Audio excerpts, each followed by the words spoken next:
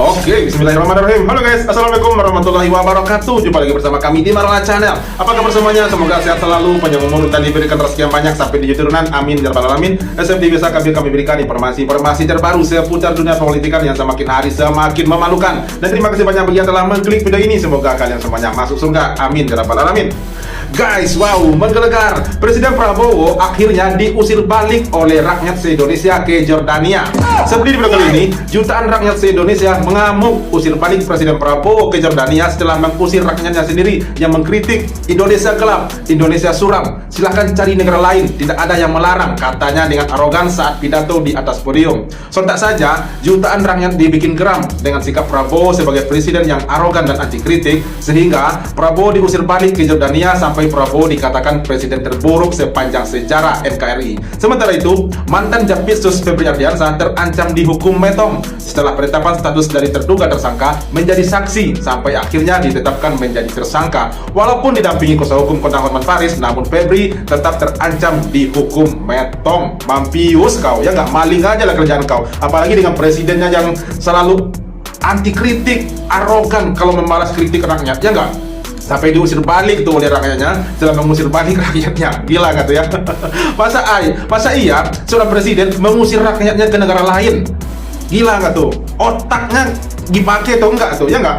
Oke guys, sabar malam lagi videonya. Ini dia. Let's go.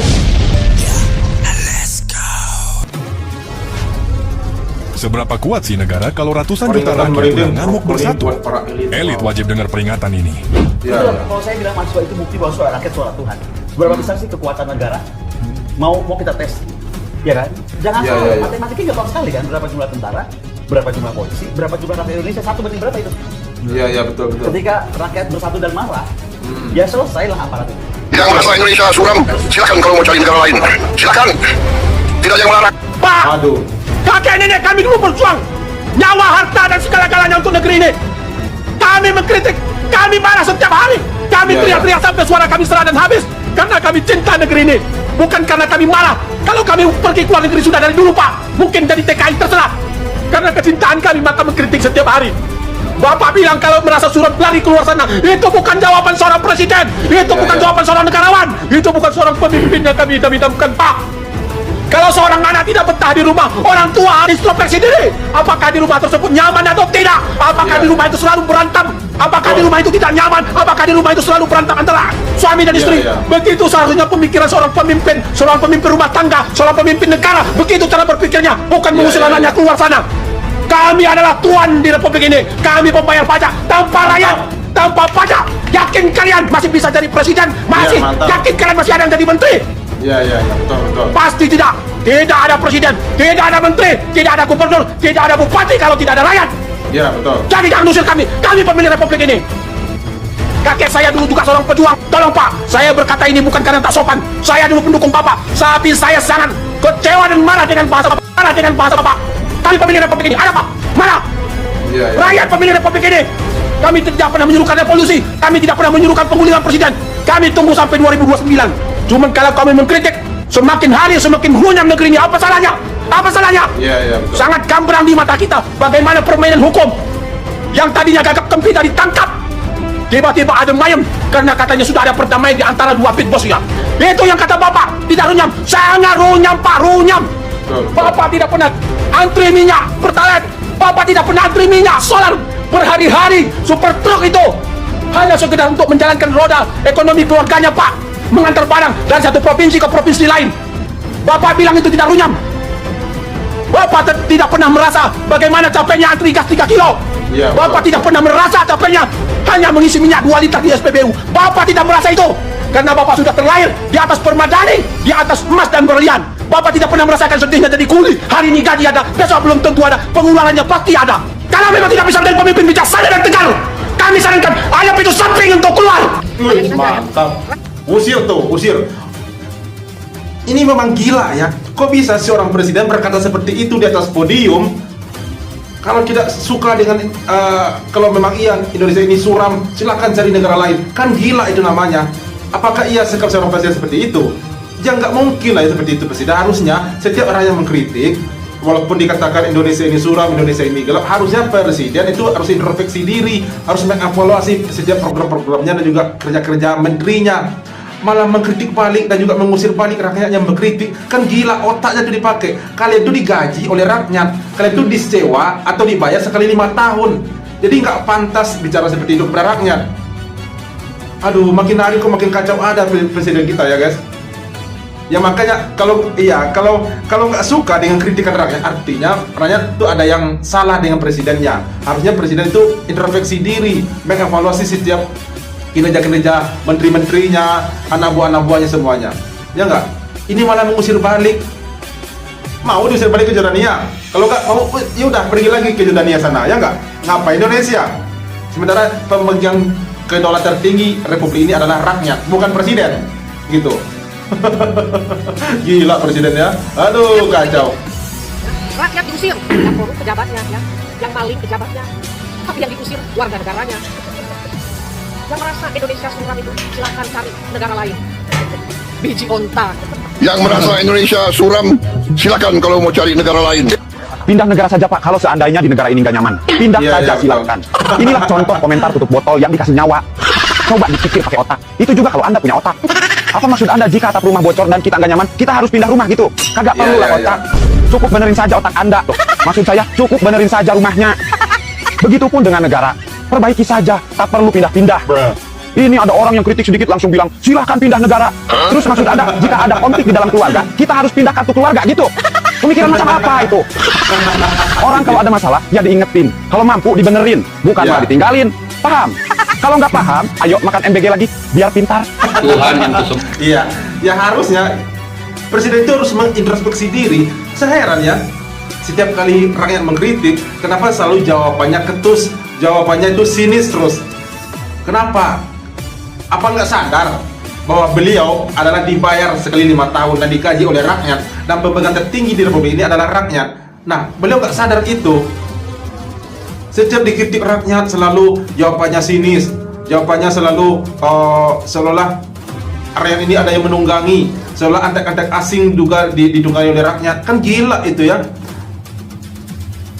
Iya, sebuah rumah tangga jika isi rumah itu kacau, ribut, anaknya nggak nyaman tinggal di rumah, harusnya bapaknya introspeksi diri apa yang salah yang terjadi di rumah tangga tersebut.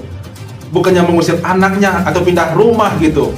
Harusnya kepala keluarga itu yang introspeksi, memperbaiki kinerjanya, bukan mengusir anaknya, bukan mengusir atau pindah rumah gitu. Ini malah mengusir anaknya, malah mengusir rakyatnya yang mengkritik. Kacau ya.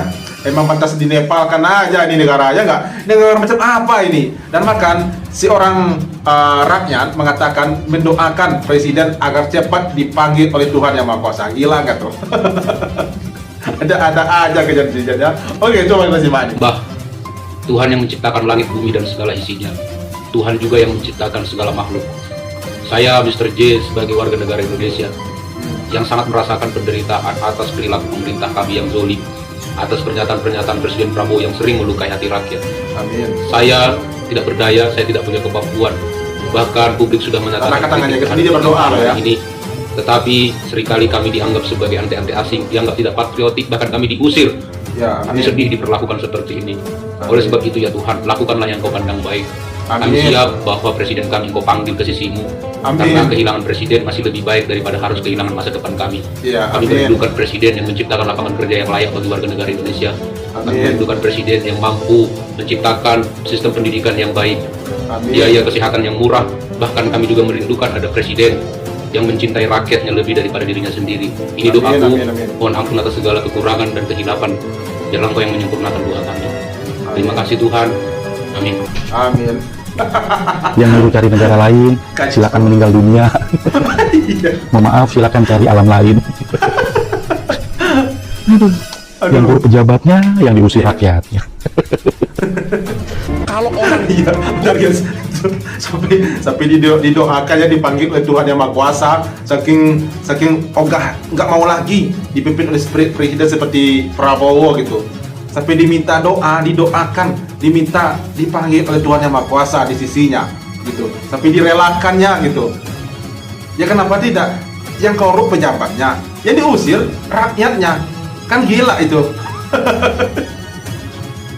Negara macam apa ini, guru? Ya enggak? Setiap kali dikritik oleh rakyat, jawabannya selalu sinis, anti kritik, merasa paling benar, merasa paling hebat, pemerintahnya paling bersih gitu. Padahal di pemerintahnya ini yang paling kacau, TNI kacau, Polri kacau, hukum paling kacau di pemerintahnya saat ini. Malah merasa paling benar ini si aki-aki. Aduh, oke lanjut. Blok yang mimpin suatu negara, akhirnya orang cerdasnya gimana? Bisa gak masuk ke politik? Gak bisa. Orang cerdasnya frustasi, orang cerdasnya mundur, orang cerdasnya gue gak mau ikut-ikutan deh. Akhirnya para bandit menguasai kepemimpinan dan mengendalikan orang-orang goblok-goblok lain. Dulu agak sulit saya menemukan waktu yang tepat membacakan hadis ini. Sekarang sudah sangat tepat. Bunyi hadisnya adalah, sayakunu min ba'di umara, akan datang sepeninggal aku nanti para pemimpin-pemimpin yazlimun, mereka adalah pemimpin-pemimpin yang zalim, wa yakdzibun, dan zalim mereka juga bersama dengan bohong. Udahlah zalim bohong lagi. Faman saddaqahum bikadzibihim, siapa yang membenar-benarkan kebohongan pemimpin yang bohong itu, wa yu'inuhum ala zulmihim, dan menolong mereka padahal mereka sudah zalim, tetap aja mau jadi pegawai mereka, tetap saja mau dibayar oleh mereka, disogok oleh mereka, dijadikan sebagai pengacara mereka. Di penghujung hadis apa kata Nabi? Fa innahu laisa minni walastu minhu, aku tidak mengakui dia adalah umatku, dan aku tidak akan pernah mau mengaku bahwa aku adalah bahagian daripadanya. Saya bukan Nabi dia bukan umat saya, kata Nabi. Gak ada baru ini. Ya, saya rasa ini memang cocok ya dengan pemerintahan yang ada saat ini. Memang bisa dikatakan pemerintahan yang zalim gitu ya. Ya, salah satunya itu, setiap rakyat mengkritik itu selalu ditanggapi dengan sinis. Setiap rakyat mengkritik selalu dikatakan antek-antek asing. Setiap rakyat mengkritik itu selalu dilawan, dimusuhin gitu loh. Dan bahkan diusir baru-baru ini. Jadi Pak Prabowo sebagai seorang presiden nggak sadar kalau beliau itu digaji oleh rakyat, disewa oleh rakyat per 5 tahun. Bukan dia yang pemegang kedaulatan tinggi di negara ini, adalah rakyat, bukan presiden. Presiden dan juga pejabat-pejabat lainnya itu disewa, digaji oleh rakyat. Nah, ketika majikanmu mengkritik, tolong ditanggapi dengan baik, dievaluasi kinerjanya, sadar diri gitu, bukan malah mengusir. Jadi pantas saja apa yang disampaikan oleh Ustaz barusan itu cocok. Pemerintahan saat ini adalah pemerintahan yang zalim gitu terhadap rakyatnya. Oke guys, lanjut. Ini rezim paling buruk. Kalau Presiden Prabowo membiarkan ini presiden paling buruk sepanjang sejarah ya. Ada nggak dua perseteruan itu, siapa yang paling dipermalukan? Siapa? Presiden. Oke. Satu, presiden nggak punya wibawa. Kedua, presiden terlihat nggak bisa mengendalikan bawahannya. Ketiga, dua orang ini bukan orangnya presiden. Kenapa? Kalau dia orangnya presiden, dia tidak berseteru di ruang publik. Perseteruan Kapolri dan Jaksa Agung itu mempermalukan wajah presiden dan mempermalukan pemerintah Republik Indonesia. Orang udah takut datang ke Indonesia, Bang. Ngelihat pejabatnya ngeri, penegak hukum begitu, ngeri, takut ah. Bawa uang semua kabur keluar. Hukum aja bisa dibolos balik. Bagaimana ceritanya jaksa ditangkap polisi terus tiba-tiba polisi nyerahin perkara ke jaksa? Lu aja yang nangani ya. Nggak ada undang-undangnya, yang ada pelimpahan berkas P21, tapi penyerahan perkara nggak ada undang-undangnya. Lu kalau mau jahat ya bikin dulu rumusan undang-undangnya supaya menipu tuh sedikit agak teratur lah. Nggak ada mengalihkan perkara dari polisi ke jaksa tuh belum pernah. Dan dalam sejarah Republik itu nggak ada begitu, Bang Indra. Sejak kolonial sekali nggak ada, baru ini rezim paling buruk. Kalau Presiden Prabowo membiarkan ini presiden paling buruk sepanjang sejarah ini. Iya. Ya nggak mungkin presiden nggak tahu kasus mantan Jampitsus Febri Ardiansyah ini ya, yang diduga dan bahkan sudah menjadi tersangka ya, menggelapkan uang sampai ratusan miliar dan emas 74 kg emas murni. Nggak mungkin Presiden Pak Prabowo nggak tahu. Dan bahkan dari kepolisian dilimpahkan ke kejaksaan. Harusnya itu ke KPK, tapi ke kejaksaan. Nggak mungkin presiden nggak tahu undang-undangnya seperti apa, nggak mungkin presiden nggak tahu. Nah, tapi kenapa Presiden Prabowo diam? Jangan bekerja sama lagi nih. Ya nggak? Ya jangan ikutan pula nih, ya nggak? Kebagian dong, dikit-dikit boleh lah, ya nggak? Oke, selanjutnya. Nah, maka di sini ya, setelah ditetapkannya Febri Ardiansyah menjadi tersangka, lalu tiba-tiba Hotman Paris datang menggandeng sebagai pengacara Febri Ardiansyah. Tetapi ketika ditanya oleh wartawan, Hotman Paris agak terlihat agak gugup dan agak takut pucat gimana gitu. Setelah dikatakan ikut mendampingi kuasa hukumnya si Febri Ardiansyah ini. Coba jelas guys. Dan bahkan katanya akan dihukum metom. Benar nggak sih? Coba sih. Saudara, kasus dugaan korupsi dan TPPU yang menjerat mantan Jampitsus Febri Ardiansyah memasuki tahap baru. Polri melimpahkan tersangka Don Rito beserta barang bukti ke Kejaksaan Agung. Limpahan tahap 2 meliputi tersangka Don Rito serta barang bukti berupa uang tunai dan emas sitaan untuk proses penuntutan di Kejaksaan Agung. Don Rito merupakan advokat yang telah ditetapkan sebagai tersangka dalam perkara dugaan korupsi dan tindak pidana pencucian uang bersama mantan Jampitsus Febri Ardiansyah. Dengan pelimpahan ini, proses hukum memasuki tahap penuntutan sehingga perkara akan berlanjut ke penyusunan surat dakwaan dan persidangan di pengadilan. Jangan kira bakal lolos cuman karena Hotman Paris jadi kuasa hukum Febri Ardiansyah. Bisa dibeli. Kejagung resmi membentuk tim 9 untuk mengusut tuntas kasus mantan Jampidus Febri Ardiansyah. Ini bukan tim biasa. Ini adalah sinyal perang terhadap korupsi di internal mereka sendiri. Kapus Penkum Kejagung, Anang Supriyatna, menegaskan bahwa komposisi tim ini sengaja diisi oleh para jawara hukum, jaksa-jaksa senior bermental baja yang sebagian besar merupakan alumni penyidik KPK. Tidak tanggung-tanggung, 3 surat perintah penyidikan atau sprindik langsung diterbitkan untuk menyasar 3 klaster raksasa sekaligus. Pertama, dugaan korupsi dan pencucian uang di PT Krakatau. Kedua, skandal proyek PLTU PLN yang sempat memicu blackout. Dan ketiga, pengembangan kasus Asabri berdasarkan limpahan data dari penyidik Polri. Kita kawal kasus ini sampai tuntas. Berapa pasal Bang? Lihat tuh, Mimi Hotman Paris agak sedikit gugup ya. Iya nanti. Permintaan lain dari Pak Febri ya, Pak? Iya. Ya nanti dibahas nanti. Sebelumnya udah pernah ketemu. Ini kita kemana nih? Harusnya di depan aja, Bang. Buka jalan dulu, buka jalan. Desakan publik kini mengarah tajam ke Kejaksaan Agung, menuntut transparansi total atas seluruh barang bukti yang pernah disita dari rumah mantan pejabat Mahkamah Agung, Zarof Richard, sebagai wujud dari penyidikan yang terbuka untuk umum. Korps Adiaksa didesak untuk membuka dan menunjukkan semua aset sitaan tersebut ke hadapan publik. Tuntutan ini menjadi relevan setelah Jaksa Agung Muda Bidang Tindak Pidana Khusus Jampidus, Febri Ardiansyah, ditetapkan sebagai tersangka kasus korupsi dan tindak pidana pencucian uang TPPU. Mengingat Febri merupakan sosok yang sebelumnya memimpin dan menangani langsung pengusutan kasus Zarof Richard. Status tersangka Febri memicu keraguan publik yang mendalam. Keterbukaan atas barang bukti Zarof Richard kini krusial untuk memastikan bahwa tidak ada aset penyitaan yang digelapkan oleh Febri. Ya, kalau bangsa kita isinya orang-orang penakut, ya nanti Kelamkan aja. Iya ya. Itulah guys, kalau tinggal di negeri lawak, dipimpin oleh pemimpin-pemimpin yang lawak, pejabat-pejabatnya lawak seperti ini ya. Presidennya ngusir rakyat, padahal pejabatnya yang maling, pejabatnya yang ngekorup, tapi rakyatnya yang diusir. Padahal sudah jelas-jelas ya, gak mungkin orang gila mana yang menyimpan uang, menyimpan emas di dalam brankas khusus dan berlapis. Gak mungkin itu uang palsu atau emas palsu, gak mungkin lah ya. Nah tapi kasus ini telah dilimpahkan dari kepolisian ke kejaksaan. Padahal itu nggak ada undang-undangnya. Harusnya itu ke KPK ya. Tapi malah ke kejaksaan. Nah jadi kalau pikiran awam kita sebagai masyarakat awam, seolah-olah kita nih agak banyak nggak tahu hukum ya, walaupun tahu hukum sedikit-sedikit. Seorang Jampitsus Jaksa Agung Muda tindak pidana khusus yang tersangka maling atau korupsi, tetapi kasusnya ditangani oleh jaksa itu sendiri. Padahal penegak hukum lainnya ada seperti kepolisian dan juga KPK. Padahal KPK adalah pemberantas korupsi ya, tetapi kasus korupsi yang satu ini malah dilimpahkan ke kejaksaan. Logikanya nggak nyambung di situ, tapi itulah yang terjadi saat ini. Seolah-olah Prabowo sebagai presiden itu nggak tahu, seolah-olah ya. Padahal nggak mungkin dong presiden nggak tahu, sebab ini adalah di negaranya dan juga bawahan-bawahannya semua seperti Kejagung, Jampitsus, kejaksaan gitu ya. Mungkin dia nggak tahu, tapi seperti dibiarkan gitu. Nah itulah negara kita guys. mau ketawa ya seperti itulah negara kita. Uang dikorupsi, pejabatnya yang maling, tapi rakyatnya diusir. Sampai didoakan meninggal itu, dijemput oleh yang Maha Kuasa.